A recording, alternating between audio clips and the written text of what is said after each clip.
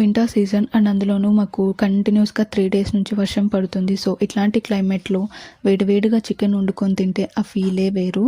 So come and let's make simple and very quick chicken fry recipe. చేసుకోవడం చాలా simple. First చికెన్ని నీట్గా wash చేసుకున్న తర్వాత మ్యారినేట్ చేసుకోవాలి. మ్యారినేషన్ కోసం ఉప్పు, కారం, పసుపు, అల్లం వెల్లుల్లి paste, chicken masala garam masala and lemon and some పెరుగు మొత్తం యాడ్ చేసుకొని ఒక 1 అవర్ లేదంటే ఒక 2 అవర్స్ పక్కన పెట్టేసుకోవాలి.